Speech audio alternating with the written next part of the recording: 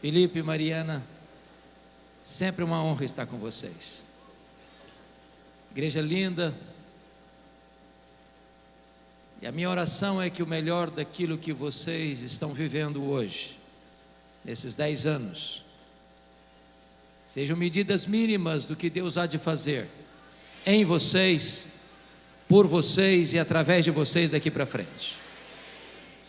Abra sua Bíblia comigo, por gentileza, no Evangelho de Cristo, conforme o registro de João, capítulo 21. Capítulo 21. E farei a leitura até o versículo 19. João 21, de 1 a 19.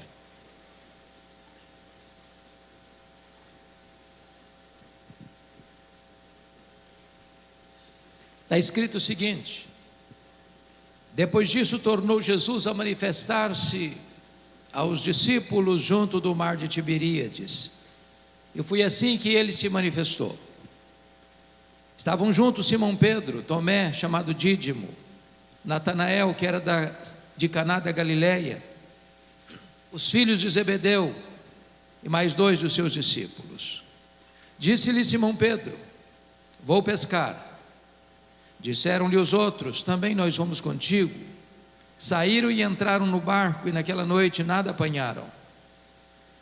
Mas ao clarear da madrugada estava Jesus na praia. Todavia os discípulos não reconheceram que era ele. Perguntou-lhe Jesus: filhos, tendes aí alguma coisa de comer? E responderam-lhe: não. Então lhes disse: lançai a rede à direita do barco e achareis. Assim fizeram, já não podiam puxar a rede, tão grande era a quantidade de peixes. Aquele discípulo a quem Jesus amava disse a Pedro: é o Senhor. Simão Pedro, ouvindo que era o Senhor, cingiu-se com sua veste, porque se havia despido, e lançou-se ao mar. Mas os outros discípulos vieram no barquinho puxando a rede com os peixes, porque não estavam distantes da terra, senão quase 200 côvados, aproximadamente 100 metros. Ao saltarem em terra, viram ali umas brasas e em cima peixes, e havia também pão. Disse-lhes Jesus: trazei alguns dos peixes que acabastes de apanhar. Simão Pedro entrou no barco e arrastou a rede para a terra, cheia de 153 grandes peixes. E não obstante serem tantos, a rede não se rompeu. Disse-lhe Jesus: vinde, comei. Nenhum dos discípulos ousava perguntar-lhe: quem és tu? Porque sabiam que era o Senhor. Veio Jesus, tomou o pão e lhes deu, e de igual modo o peixe. E já era esta a terceira vez que Jesus manifestava-se aos discípulos, depois de ressuscitado dentre os mortos. Depois de terem comido, perguntou Jesus a Simão Pedro: Simão, filho de João, amas-me mais do que esses outros? Ele respondeu: sim, Senhor, tu sabes que te amo. Ele lhe disse: apacenta os meus cordeiros. Tornou a perguntar-lhe pela segunda vez: Simão, filho de João, tu me amas? Ele respondeu: sim, Senhor, tu sabes que te amo. Disse-lhe Jesus: pastorei as minhas ovelhas. Pela terceira vez Jesus lhe perguntou: Simão, filho de João, tu me amas? Pedro entristeceu-se por ele lhe ter dito pela terceira vez: tu me amas? E respondeu-lhe: Senhor, tu sabes todas as coisas, tu sabes que eu te amo. Jesus lhe disse: apacenta as minhas ovelhas. Em verdade te digo que quando eras mais moço, tu te cingias a ti mesmo e andavas por onde querias. Quando, porém, fores velho, estenderás as mãos e outro te cingirá e te levará para onde não queres. Disse isto para significar com que gênero de morte Pedro havia de glorificar a Deus. Depois de assim falar, acrescentou-lhe: segue-me. Amém. Eu quero pedir permissão a vocês para só voltar nesta passagem já na conclusão da minha fala. O meu propósito nesta noite é apresentar a vocês o apóstolo Pedro. Quem foi este homem que orava pelos enfermos, eles eram curados, que pregava e os corações se derretiam? Quem é este homem que foi o grande líder dos apóstolos, que abriu o evangelho para judeus e gentios? Quem é este homem que, cheio do Espírito Santo, não temia prisões, nem açoites, nem mesmo martírio? Este homem é o símbolo de você e de mim, é o símbolo da humanidade. Este homem é o símbolo dos nossos avanços e recuos, das nossas escaladas e quedas, da nossa ousadia e da nossa covardia. Este é o homem que é capaz de fazer uma declaração absolutamente clara acerca de Cristo: tu és o Cristo, o Filho do Deus vivo, para em seguida reprovar Jesus, dizendo para ele que ele não podia seguir o projeto de Deus de ir para a cruz, e Jesus o repreende severamente. Este homem é aquele que é capaz de uma fé robusta: se és tu, Senhor, manda-me ir ter contigo por sobre as águas, para em seguida olhar para a fúria do vento e naufragar. Este é o homem que é capaz de fazer juros de fidelidade a Jesus, ainda que todos te abandonem, eu jamais, para em seguida negar Jesus covardemente 3 vezes. Quem é este homem? Este homem está aqui nesta noite, mas este homem não está apenas entre nós. Este homem mora debaixo da nossa pele. O sangue deste homem corre em nossas veias, o coração deste homem bate em nosso peito. Na verdade, nós somos Pedro, e o que Jesus fez na vida dele, Jesus pode fazer na sua vida, na minha vida, na nossa vida nesta noite. O Deus de Pedro é o Deus dos recomeços. O Deus de Pedro é o Deus da segunda oportunidade.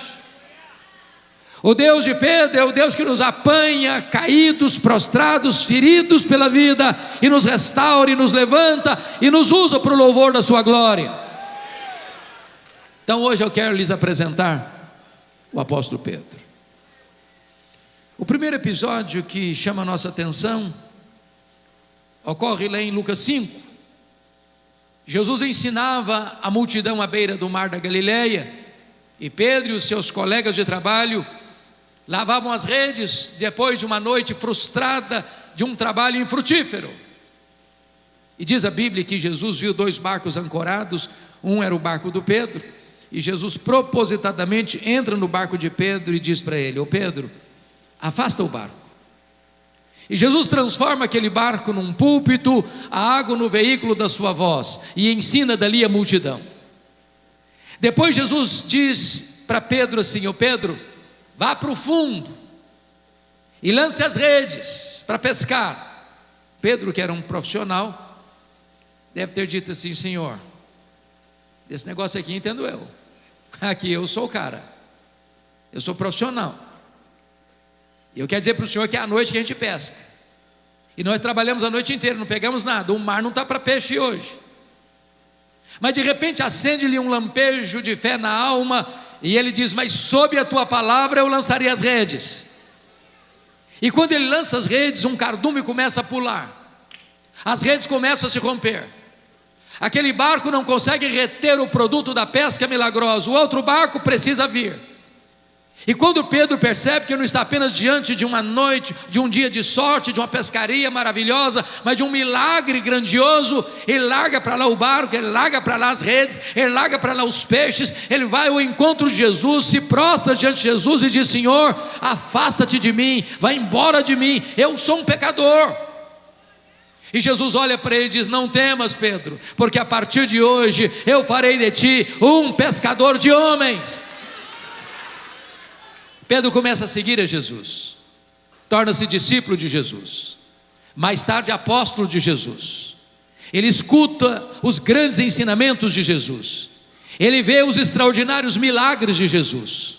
E diz a Bíblia lá em Mateus 16, que agora Jesus está lá no extremo norte de Israel, lá nas fraldas do Monte Hermon, lá em Bânias, onde nasce o Jordão, lá em Cesareia de Filipe. E Jesus então faz uma enquete com seus discípulos, perguntando: quem dizem os homens ser o Filho do Homem?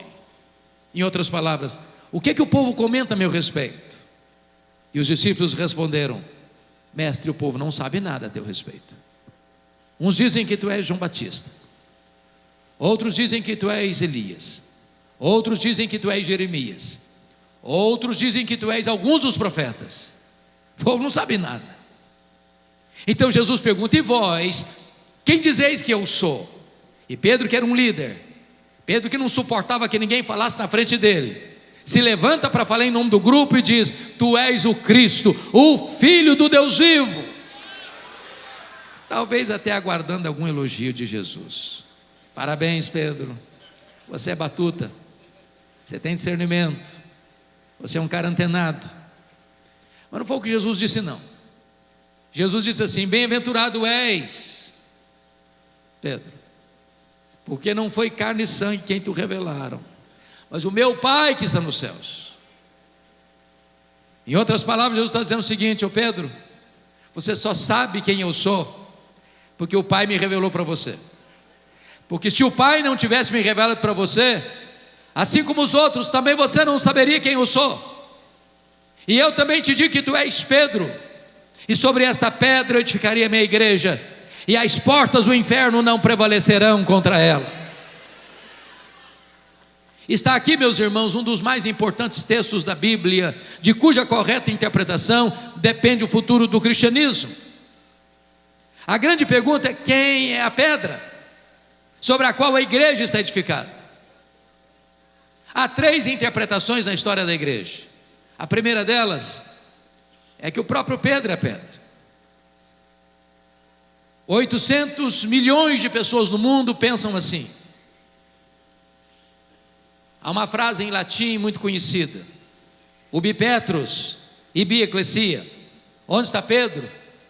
Aí está a igreja.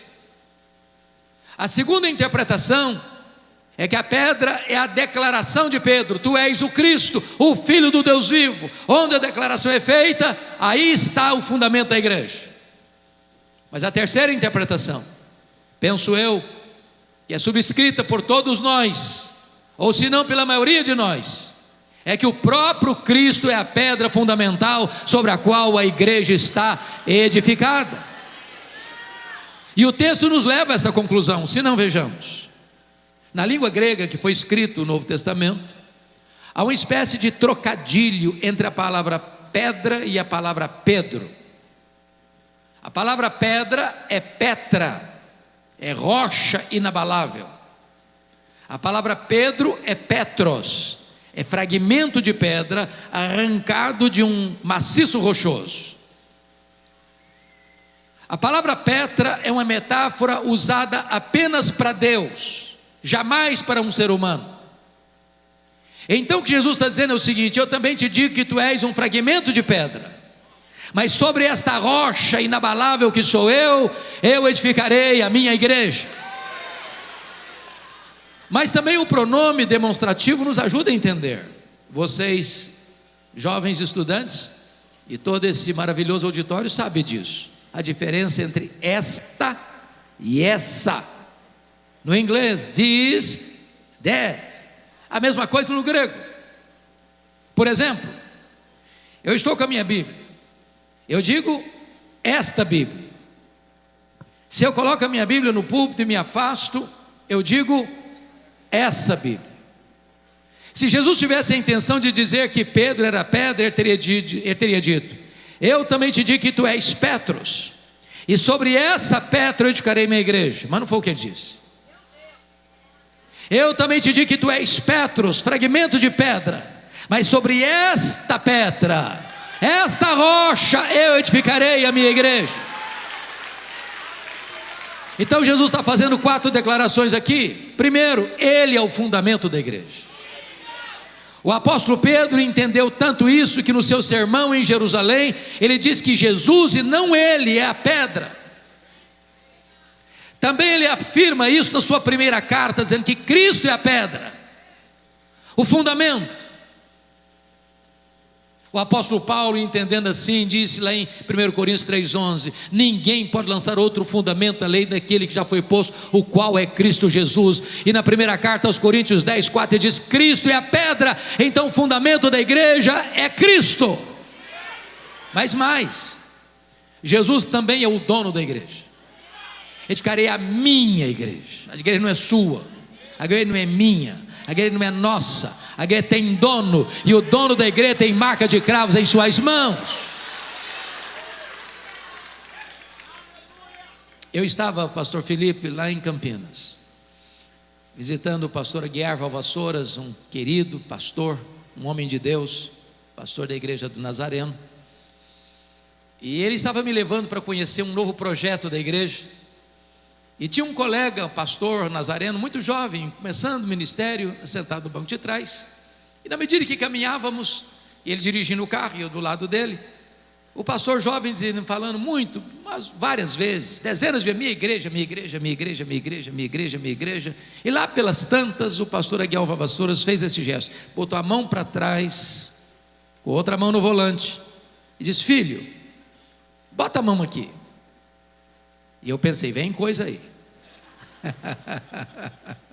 Quando o pastor botou a mão, ele passou a mão assim na palma da mão do pastor e disse: meu filho, eu não estou vendo marca de cravos aqui. Não precisa falar mais nada. O dono da igreja tem marca de cravos em suas mãos. Terceiro, Jesus não apenas é o fundamento da igreja, o dono da igreja, ele é o edificador da igreja. Eu edificarei a minha igreja. Quem edifica a igreja não é você, não sou eu, não somos nós. Quem edifica a igreja é o próprio Senhor Jesus. A salvação é obra dele.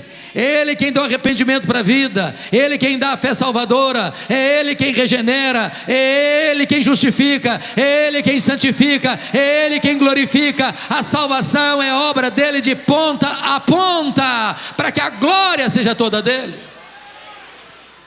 Mas em quarto lugar, Jesus é também o protetor da igreja. Ele diz: as portas do inferno não prevalecerão contra ela. Meus irmãos, o mundo persegue a igreja, o mundo odeia a igreja, o diabo cria situações para embaraçar a igreja, mas ninguém pode deter os passos da igreja do Deus vivo, porque aquele que a salvou é aquele que a protege. A igreja de Jesus é indestrutível. Louvado seja o Senhor.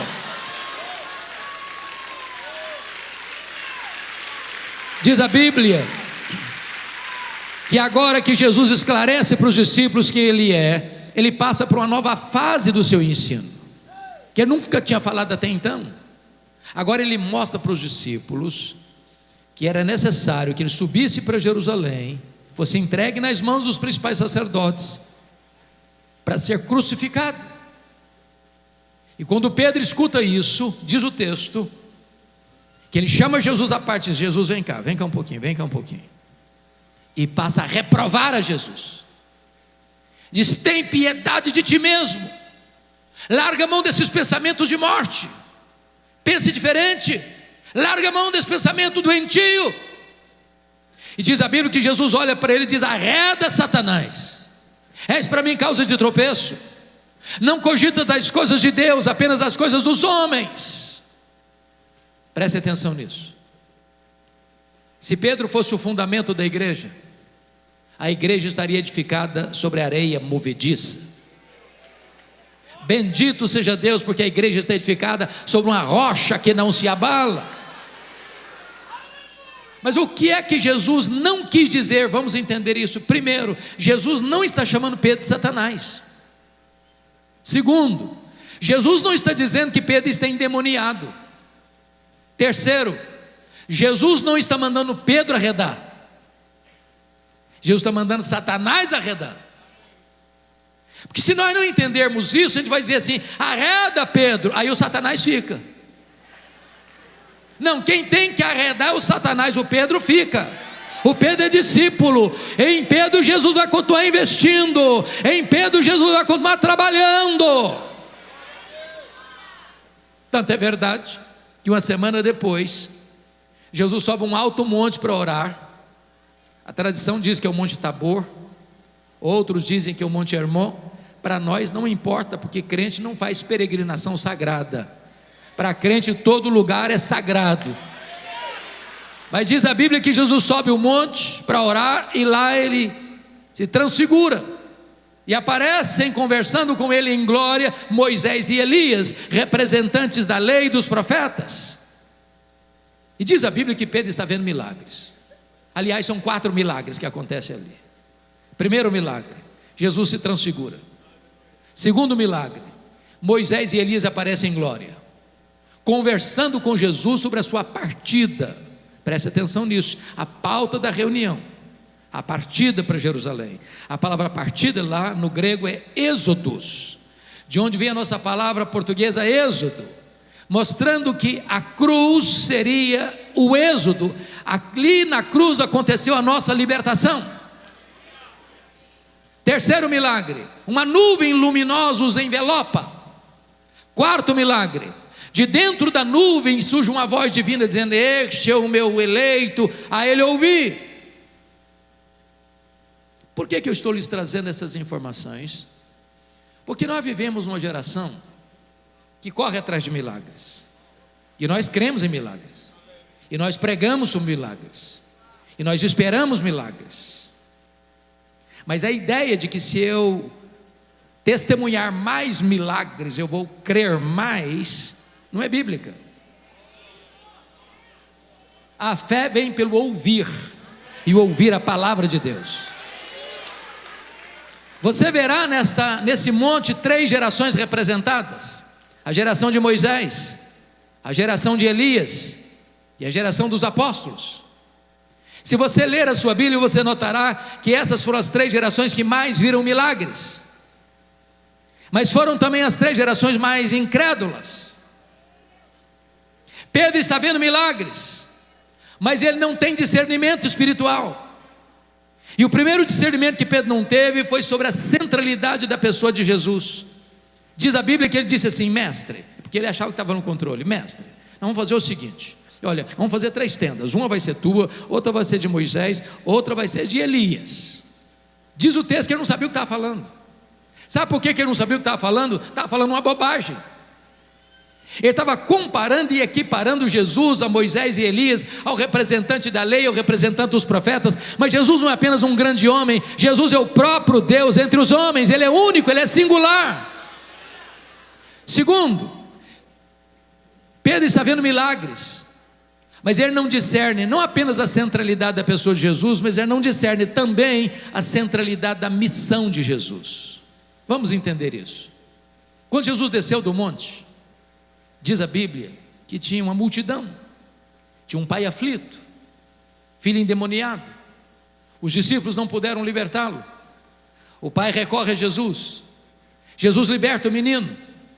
E diz Lucas 9, 43 e 44, que diante desse grande milagre, todos se maravilhavam do quanto Deus fazia por intermédio dele. Todos quantos? A multidão toda, os discípulos inclusive. E Jesus viu nessa admiração um problema, uma tentação, um perigo. O mesmo problema que estava lá em João 6, que quando ele multiplicou pães e peixes, a multidão queria fazer dele um rei político, um Messias milagreiro, alguém para resolver os problemas do aqui e do agora. E Jesus fugiu dessa agenda e deixou para lá a multidão. Aqui a mesma coisa ocorre. E quando os discípulos estão mais uma vez embarcando nesse pensamento de que Jesus era um Messias político para resolver os seus problemas do aqui e do agora, para curas, para milagres, para multiplicação de pães e peixes, Jesus diz para os seus discípulos assim em Lucas 9,44: fixai nos vossos ouvidos as seguintes palavras: o Filho do Homem vai ser entregue nas mãos dos homens. Sabe o que Jesus está dizendo? Não pensem vocês que eu vou mudar minha agenda. Não pensem vocês que eu desci do céu para ser apenas um operador de milagres. Não pensem vocês que eu vim ao mundo apenas para resolver os seus problemas do aqui e do agora. Eu vim do céu para ir para a cruz. e é para a cruz que eu estou indo, e esta é a agenda do Pai que está traçada na eternidade, e eu não vou fugir dessa agenda. Entendam isso, eu estou indo para a cruz. Mas Lucas 9,45 diz que os discípulos não entenderam isso, vendo milagres, sem saber quem é Jesus e o que ele veio fazer. Diz Lucas 9, 51 e 53, que quando Jesus desce do monte, todos podiam perceber no rosto dele que ele estava indo para Jerusalém, indo para morrer, e ele sabia disso. E agora diz a Escritura que ele está chegando em Jerusalém, a multidão o acompanha, uma outra multidão o espera, e ele entra pelo Monte das Oliveiras, vai descendo o Monte das Oliveiras, vai cruzando o Vale do Cedron, vai subindo as encostas do Monte Moriá, lá está a entrada da cidade. Diz Lucas que o povo canta e Jesus chora convulsivamente. Chora porque Jerusalém não aproveitou o tempo da sua visitação, chora porque Jerusalém matou os profetas e haveria de crucificá-lo, chora porque Jerusalém seria entregue nas mãos dos romanos e seria arrasada e devastada até os fundamentos. Quando Jesus entra na cidade, Jesus diz para Pedro e João assim: vocês vão preparar para mim um lugar para que eu possa comer a Páscoa com vocês. Prepara um cenáculo no Monte Sião. Chega quinta-feira à noite, a mesa está posta, cordeiro assado, pão sem fermento, ervas amargas, vinho, e do lado uma bacia com água e uma toalha. Isso porque não se sentava à mesa sem lavar os pés, porque as mesas eram baixas, não dá para esconder os pés como as nossas mesas de hoje. Sapatos eram alpargatas de couro cru abertas, e Jerusalém fica num deserto. A pessoa sentava e botava o pé bem próximo do rosto daquele que está do seu lado. Mas lavar os pés era um trabalho de escravo, e os discípulos eram muito orgulhosos para lavar os pés uns dos outros, ou até mesmo os seus próprios. Então diz a Bíblia que eles se assentam à mesa sem lavar os pés.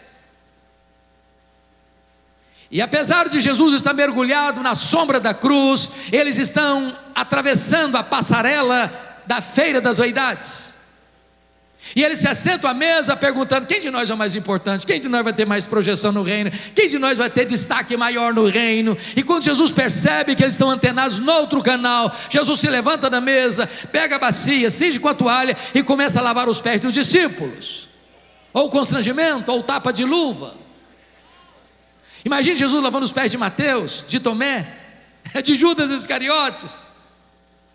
Aí Jesus chega na frente do Pedrão, ele arregala os olhos com certeza, e pergunta: tu me lavarás os pés a mim? E Jesus responde: o que eu faço agora tu não entendes, entendê-lo-ás depois. Ele era 880 e disse: Senhor, ó, devo dizer uma coisa, os meus pés tu não vais lavar, eu não vou permitir que tu te humilhes a esse ponto. Não, os meus pés não, os meus não, o Senhor não vai lavar meus pés. Pronto, está decidido. E Jesus disse para ele: se eu não te lavar os pés, tu não tens parte comigo. Aí ele diz: ah, Senhor, então faz o seguinte, o Senhor lava os pés, o Senhor lava as mãos, o Senhor lava a cabeça, o Senhor me dá um banho completo então. Aí Jesus: não, Pedro, agora é você que não está entendendo. Todos vocês já estão limpos, exceto um. Jesus está se referindo a Judas Iscariotes. O que Jesus está dizendo é o seguinte: todos vocês já passaram pelo lavar regenerador do Espírito Santo. Isso acontece uma única vez na vida e nunca mais precisa se repetir. Mas aqueles que são regenerados precisam constantemente serem purificados pelo processo contínuo da santificação. Naquela noite Jesus faz uma grande transição do judaísmo para o cristianismo, porque foi a última Páscoa. Nunca mais precisou matar um cordeiro. Jesus naquela noite pega o pão, o parte, diz: este pão é o meu corpo que é dado por vós. Pega o cálice de vinho e diz: este vinho, este cálice é a nova aliança em meu sangue. E ali Jesus se apresenta como o Cordeiro de Deus que tira o pecado do mundo, o sacerdote e o sacrifício, o ofertante e a oferta. E a partir de agora, todos nós temos Jesus como nosso Cordeiro Pascal. Diz a Bíblia que, tendo ele cantado um hino, porque na mesa, Jesus vai fazer uma afirmação absolutamente alarmante. Jesus diz assim: um de vós há de me trair. E os discípulos entraram em pânico e perguntaram um por um: porventura sou eu, Senhor? Porventura sou eu, Senhor? Porventura sou eu, Senhor? Porventura sou eu, Senhor? E até o Judas Iscariotes hipocritamente pergunta: porventura sou eu, Senhor? E Jesus responde: tu o dizes. Aliás, aquele que mete a mão comigo no prato me trairá. E diz a Bíblia que nesse momento Satanás entrou em Judas, e ele saiu daquela reunião e mergulhou nas sombras daquela noite espessa para buscar um momento oportuno para liderar a turba armada para prender Jesus no Getsemane. Quando Jesus está saindo, Jesus diz assim para os discípulos: nesta noite todos vós vos escandalizareis comigo, como está escrito: ferirei o pastor e as ovelhas ficaram dispersas. Aí Jesus encostou bem em Pedro: ô Pedro, Satanás vos requereu para peneirardes como trigo, mas eu roguei por ti, para que a tua fé não desfaleça. Quando te voltares para mim, fortalece os teus irmãos. Eu acho que Pedro deu uma raspada na garganta e disse: Senhor, eu estou entendendo o que está acontecendo. Eu sei que o clima está pesado. Eu sei que nos bastidores se trama a tua prisão e a tua morte. Eu acho até, Jesus, que os meus colegas aqui não vão aguentar. Eu acho que eles, na hora que a coisa pegar, eles vão fracassar. Mas deixa eu dizer uma coisa para o senhor: eu sou um homem batuta, eu aguento pressão, a corda não rói do meu lado. Deixa eu dizer uma coisa para o senhor: ainda que todos te abandonem, eu aqui, jamais por ti darei minha vida. Estou pronto a ir contigo para a prisão e para a morte.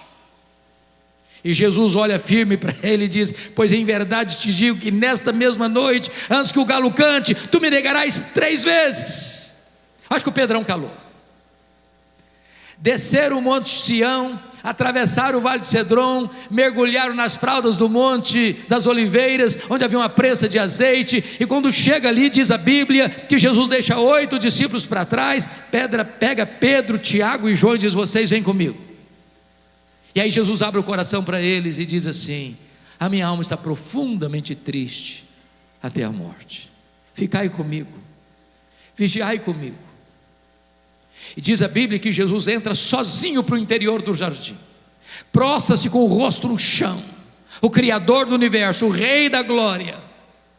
E diz Hebreus 5,7 que ele oferece forte clamor e lágrimas àquele que poderia libertá-lo da morte. E ele ora e ele chora, e ele ora e ele chora, e ele ora e ele chora, e diz: Pai, se possível, passe de mim este cálice, sem que eu beba, senão seja feita a tua vontade. Quando ele se levanta desse período de oração e volta para os discípulos, eles estão dormindo. Jesus não acorda todos eles, não. Jesus só acorda Pedro e diz: Pedro, nenhuma hora pudeste vigiar comigo? Vigiai e orai para que não entreis em tentação. O espírito está pronto, mas a carne é fraca. Jesus volta para o segundo round de oração, e ele ora e chora, e ele ora e chora, e ele ora e chora, e ele faz a mesma oração. Diz a Bíblia que vem um anjo do céu e o consola. Ele volta para os discípulos, eles estão dormindo de novo. Aí Jesus volta para o terceiro período de oração. Agora a luta é maior. Agora ele não molha o chão apenas com as suas lágrimas, mas também com o seu sangue. E a pergunta, meus amados, nesta noite é: que cálice é esse que está fazendo Jesus angustiar-se até a morte? Será que era certeza que os seus discípulos o abandonariam? Será que era certeza que ele seria preso naquela noite de maneira tão aviltante? Será que era certeza que ele seria cuspido e esbordoado no sinédrio judaico? Será que era certeza que ele seria condenado no pretório romano, apesar do juiz que o julga estar consciente da sua inocência? Será que era certeza que carregaria pelas ruas apinhadas de Jerusalém, debaixo de apupos e vaias de uma multidão ensandecida, dizendo: crucifica-o, crucifica-o? Será que era certeza que ele seria esticado naquele leito vertical da morte, suspenso entre a terra e os céus, sofrendo sede, cãibras e dores horríveis? E a resposta é 1000 vezes não. Que cálice era esse? Irmãos, este cálice era a santa ira de Deus, que deveria cair sobre a sua cabeça, sobre a minha cabeça, sobre a nossa cabeça. Este cálice era a certeza de que ele, sendo amado do Pai, ele seria rejeitado naquela cruz e gritaria: Deus meu, por que me desamparaste? Este cálice era a consciência que ele, sendo santo, santo, santo, seria feito pecado por nós, sendo ele bendito eternamente, seria feito maldição por nós. Era a certeza de que o próprio Pai viraria o rosto dele e aplicaria nele o golpe da lei que devia cair sobre nós, porque o Pai lançou sobre ele a iniquidade de todos nós e agradou ao Pai moê-lo naquela cruz.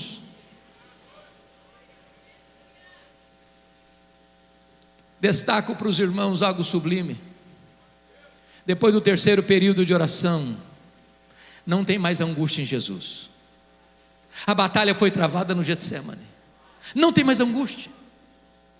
Quando Jesus se levanta do terceiro período, ele vai lá para os discípulos e dá uma balançada neles: acordai, vamos-nos, o inimigo se aproxima. O Pedro pega a espada, decepa a orelha do Malco, e Jesus: guarda essa espada, Pedro, se eu precisasse desse tipo de ajuda, eu rogaria ao Pai, ele me mandaria mais de 12 legiões de anjos, mais de 72 mil anjos. Quando a turba chega armada, Jesus não se esconde atrás das oliveiras históricas daquele jardim. É Jesus quem se apresenta e pergunta: a quem buscais? A Jesus o Nazareno. Pois sou eu. E caíram por terra. A partir de agora Jesus vai para o sinédrio, e eles cospem nele, e eles esbordam a cabeça dele. Ele está firme como uma rocha. Ele é levado para o pretório romano, e quem está confuso e perturbado é o governador Pôncio Pilatos. Ele está firme, resoluto. Ele caminha para a cruz, as mulheres choram, e ele diz: por que vocês estão chorando por mim? Não chorem por mim, chorem por vocês, chorem pelos filhos de vocês. Ele é pregado na cruz e transforma aquele patíbulo de horror num palco para a glória de Deus e num instrumento para a nossa salvação. Ele ali discursa as maiores verdades da fé cristã. Pai, perdoa-lhes, hoje mesmo estarás comigo no paraíso. Mulher, eis aí teu filho, filha, eis a tua mãe. Deus meu, por que me desamparaste? Tenho sede, está consumado, nas tuas mãos entrego o meu espírito. Pedro, covardemente, também foge naquela noite, começa a seguir Jesus de longe. E aí diz a Bíblia que ele, acompanhado de João, meio aparentado do sumo sacerdote, consegue entrar lá na casa do sumo sacerdote, e fica lá onde tem um braseiro, no pátio. A noite está fria, ele quer se aquentar. Quando passa uma criada, olha bem para ele, o reconhece e diz: tu também estavas com ele, o Jesus, o Nazareno. O Pedro nega diante de todos: eu não sei o que dizes. Aqui não está bom. Ele vai lá para o alpendre, tenta se esconder por lá. Passa uma outra criada, olha, o reconhece e diz para os colegas assim: aquele ali é também discípulo dele. O Pedro escuta e diz: eu não conheço esse homem, eu juro que eu não conheço esse homem. Daqui a pouquinho chegam alguns homens, talvez aqueles que prenderam Jesus, entre eles, olha bem para o Pedro e diz: esse sotaque nortista seu, esse sotaque de Galileu seu aí disfarçável, você é discípulo dele mesmo. E diz a Bíblia que Pedro agora nega, que Pedro jura, que Pedro pragueja, que Pedro fala palavrão, que Pedro fala coisas horríveis. Ele diz: eu não conheço este homem. Nesse momento o galo cantou, Jesus cravou nele o olhar, e Pedro caiu em si, desatou a chorar, e saiu dali chorando amargamente, chutando as pedras no meio daqueles olivais. Naquela noite Jesus foi esbordoado e cuspido no sinédrio, e Pedro não estava lá.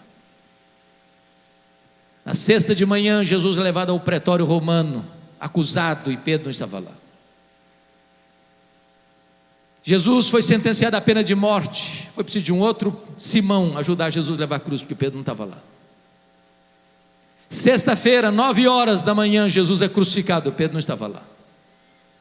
Sexta-feira, 3 horas da tarde, Jesus morre, Pedro não estava lá para dar pelo menos um sepultamento digno a Jesus. Jesus é sepultado, Pedro não está no sepultamento de Jesus. Sábado, silêncio da morte, Pedro está escondido com medo dos judeus. Domingo de manhã, não é Pedro, são as mulheres da Galileia que vão ao túmulo. Quando chegam, a pedra está rolada. Quando elas olham, o túmulo está aberto. Quando elas entram, o túmulo está vazio. Quando elas saem, um anjo pergunta para elas: o que vocês vieram fazer aqui? Procurar entre os mortos aquele que está vivo. Ele não está mais aqui não, ele ressuscitou.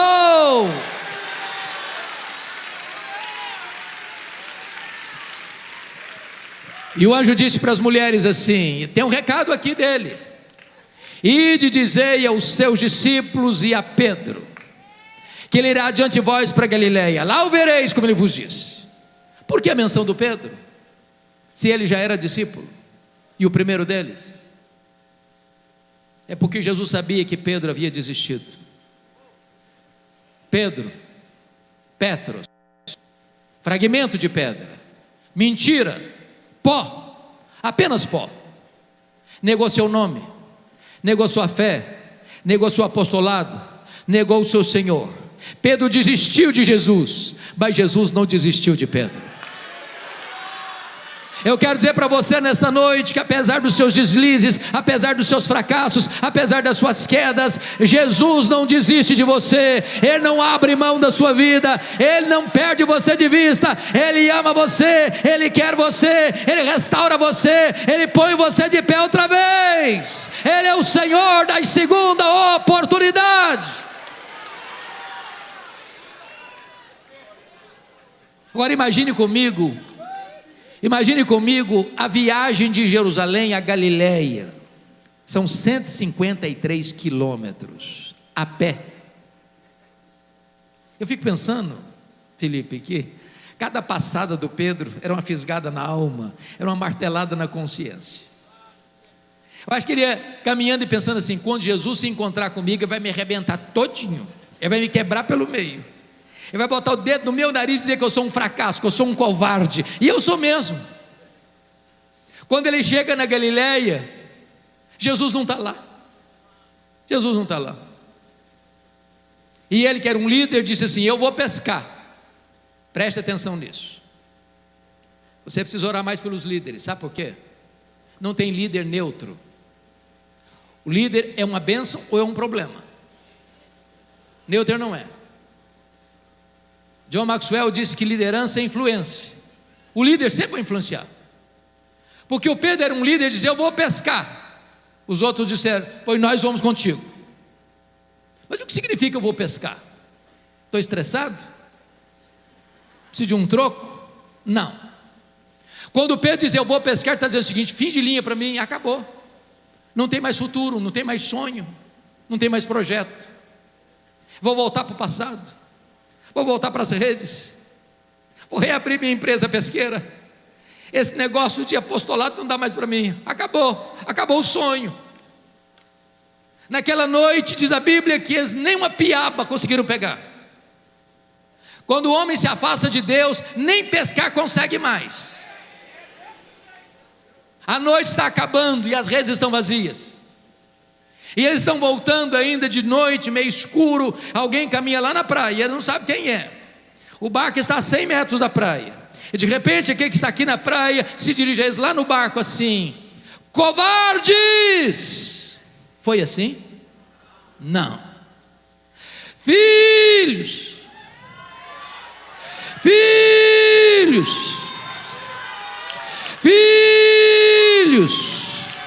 para um bando de covardes, para um bando de desertores. É assim que Ele trata você, é assim que Ele trata a mim. Apesar dos nossos deslizes, apesar dos nossos fracassos, Ele nos chama de filhos.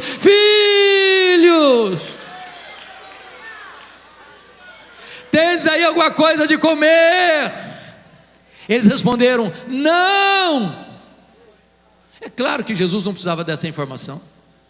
Ele não está fazendo essa pergunta porque precisa ser informado, não. Ele está fazendo essa pergunta para acordar a consciência deles. Então Jesus diz assim: lançai a rede à direita do barco e achareis. Aquele a quem servimos nesta noite, a quem estamos agradecendo pelos 10 anos dessa igreja nesta noite, é o Deus que manda no céu, é o Deus que manda na terra, é o Deus que manda no mar. E o Senhor empurra um cardume de 153 peixes selecionados para o lado direito do barco, e quando eles lançam as redes, os peixes começam a pular, e João diz: Pedro, é o Senhor, Ele chegou, Ele está aqui, Pedro. E Pedro mais uma vez larga para lá o barco, larga para lá as redes, larga para lá os peixes, nada 100 metros, coração acelerado, e diz: agora Ele vai me quebrar, Ele vai me arrebentar todo. E quando ele chega na praia, um susto, ele vê um braseiro com pão e com peixe. Só tem 2 lugares no Novo Testamento onde aparece a palavra braseiro. Foi onde Pedro negou Jesus e onde Pedro foi restaurado por Jesus. Sabe por que Jesus plantou aquele braseiro ali? Para armar a cena da queda do Pedro, para curar a memória do Pedro, a psique do Pedro, e dizer: meu filho, sabe por que eu botei esse braseiro aqui? Para dizer para você uma coisa: na mesma geografia, no mesmo cenário que você me negou, você vai ter chance de me confessar. Aonde você caiu, eu vou te levantar. Aonde você for um problema, você vai ser uma solução. Aonde você fracassou, eu vou restaurar a sua vida. Sabem por quê? Porque a graça de Deus é maior do que o nosso pecado.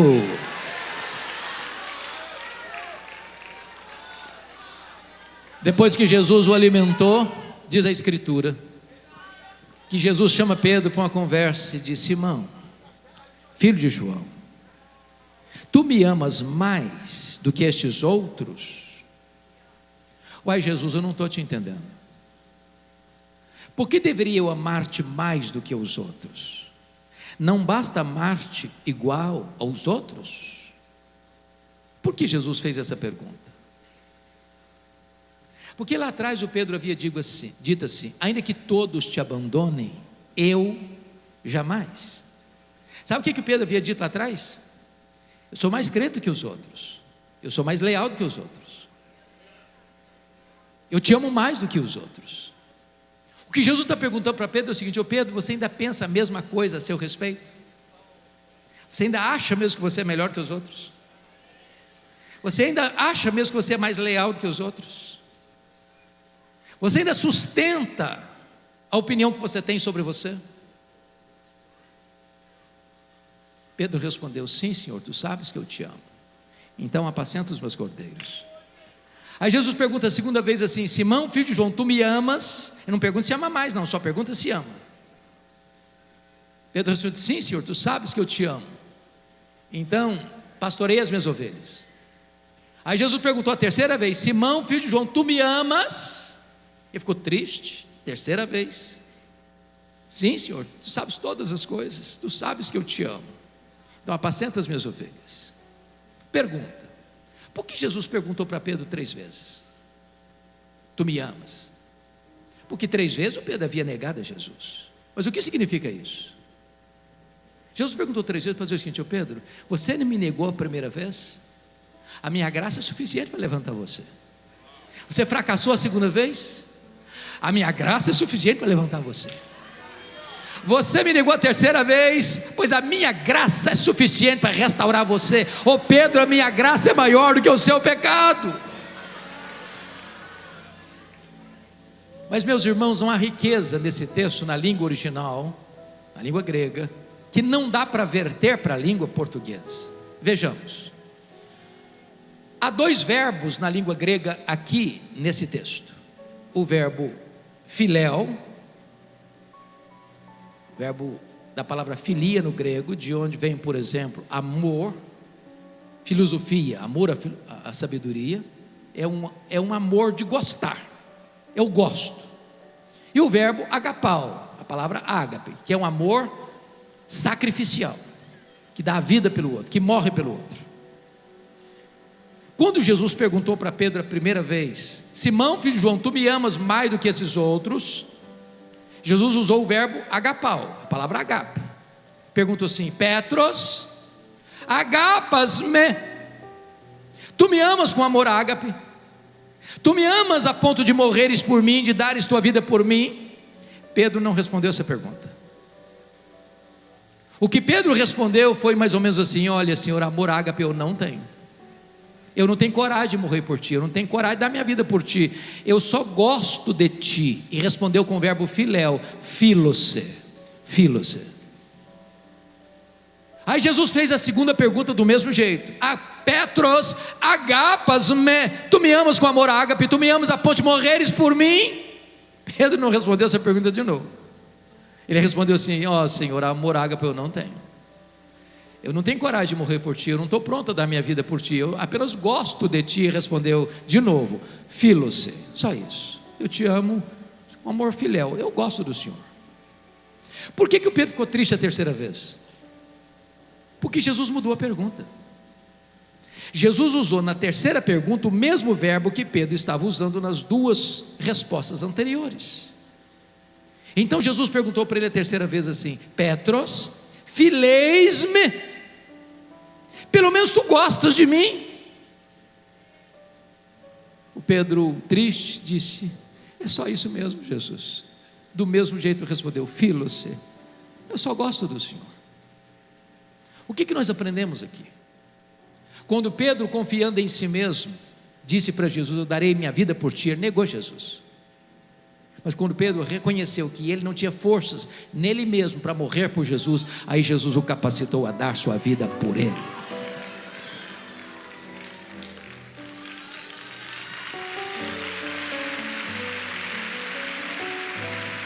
Mas notem, meus irmãos, que Jesus está apenas aqui restaurando a vida de Pedro. Jesus está também restaurando o ministério de Pedro. Talvez nesta noite haja alguém aqui que já foi gente linha de frente, de vanguarda, de liderança, mas que diante dos fracassos da vida, das lutas da vida, das intempéries da vida, caiu, se arrebentou, um deslize moral, um problema no casamento, um problema na vida, e começou a voltar para suas redes, para o seu passado, diz: para mim não tem mais jeito, para mim não tem mais esperança. E eu quero dizer para você nesta noite que Jesus está aqui hoje para colocar de volta o cajado de pastor na sua mão, para restaurar seu ministério, para restaurar seus sonhos, para restaurar a sua vida, para colocar você de pé, para você ser uma bênção. A partir de agora, irmãos, Pedro é um outro homem. A partir de agora Pedro é um homem cheio do Espírito Santo. A partir de agora Pedro é um homem de oração. A partir de agora Pedro prega, os corações se derretem. A partir de agora Pedro ora e os enfermos são curados. A partir de agora Pedro lidera a obra da evangelização. A partir de agora Pedro é um gigante de Deus. E é depois que Pedro escuta isso de Jesus, que Jesus leva Pedro para o versículo 18. Olha comigo o versículo 18. Está escrito o seguinte: em verdade te digo, que quando eras mais moço, tu te cingias a ti mesmo, e andavas por onde querias. Quando porém fores velho, estenderás as mãos, e outro te cingirá, te pregará, te crucificará, te levará para onde não queres. Disse isto, verso 19, para significar com que gênero de morte Pedro havia de glorificar a Deus. Depois de assim falar, acrescentou-lhe: segue-me. Sabe o que Jesus está dizendo para Pedro? Ô Pedro, você se lembra naquele dia que você falou que estava pronto a morrer por mim? Daria sua vida por mim? Pois é, Pedro, esse dia vai chegar. Não é agora não, é quando você ficar velho. E eu fico imaginando que Pedro, sem a graça de Deus, talvez sairia dessa conversa para uma clínica psiquiátrica, para um divã. Você já pensou nisso? Pedro chegava em casa, ele era casado, dava um abraço na esposa, passava aquele filme na cabeça dele: quando você ficar velho, você vai morrer crucificado. Terminava de pregar um sermão abençoado, passava na cabeça dele assim: quando você ficar velho, você vai morrer crucificado. Nas férias, não tinha férias na época, viu? Naquela casa de montanha, ou naquela casebre da beira da praia, passava um filme: quando você ficar velho, você vai morrer crucificado. Não, ele nunca teve esse drama. Aliás, ele conta para nós o que aconteceu no final. Você quer saber como é que ele encarou isso? E eu termino aqui. Abra sua Bíblia aí em 2 de Pedro, capítulo 1, versos 14 e 15. Ele conta para nós como é que aconteceu isso, como é que ele encarou isso, a hora da morte. Veja lá comigo, segunda carta de Pedro, capítulo 1, 14. Ele diz assim: certo de que estou prestes a deixar o meu tabernáculo. Essa é a mesma expressão de Paulo: estou já sendo oferecido por libação. Certo de que estou prestes a deixar o meu corpo, ou seja, estou prestes a morrer, como efetivamente nosso Senhor Jesus Cristo me revelou. Jesus revelou quando ele ia morrer, na velhice. Jesus revelou a forma que ele ia morrer, crucificado. E Jesus revelou o propósito dele morrer crucificado: glorificar a Deus com a sua morte. Então não tem nenhuma morte mais profetizada na Bíblia que a morte de Pedro. Mas como é que ele encarou isso? Mas, versículo 15: de minha parte, esforçar-me-ei, de que maneira? Diligentemente, por fazer que a todo tempo, mesmo depois da minha morte, mesmo depois da minha partida, conserveis lembrança de tudo. Sabe o que ele está dizendo? Roma vai me matar, eu vou ser crucificado, mas Roma não tem poder de calar a minha voz. A voz do Evangelho vai continuar ecoando e ressoando pelo desdobrar das gerações. Pedro vai morrer, mas a pregação de Pedro vai continuar. Esse auditório hoje é uma prova disso. A voz do Evangelho não pode ser calada. Não tem autoridade humana, não tem corte, por mais egrégia que ela seja, não tem demônio, por mais terrível que seja, que possa calar a voz da igreja, a voz do Evangelho, porque esta palavra vai ecoar, esta palavra vai vibrar, esta palavra vai salvar, esta palavra vai libertar, e a palavra de Deus vai prevalecer. Deus sepulta os seus obreiros, mas a sua obra continua, a sua obra continua, a sua obra continua.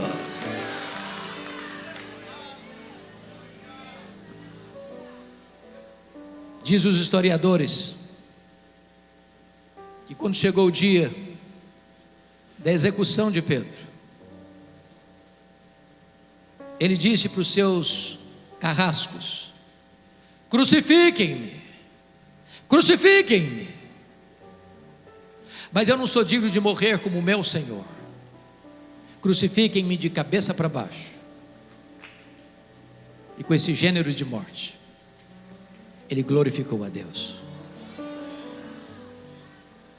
Meus irmãos, nós estamos vivendo dias complexos.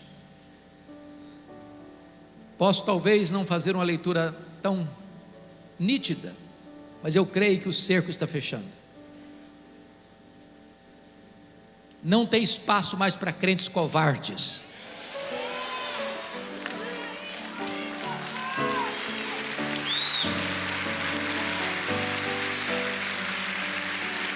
Nós precisamos entender a verdade do Evangelho. Se vivemos para o Senhor, vivemos. Se morremos para o Senhor, morremos. Quer pois vivamos, quer pois morramos, nós somos do Senhor. Que aqui se levante um exército de crentes cheios do Espírito Santo, valentes, ousados, corajosos, prontos a viver e prontos a morrer por causa do Evangelho. Que Deus abençoe esta amada igreja. Amém.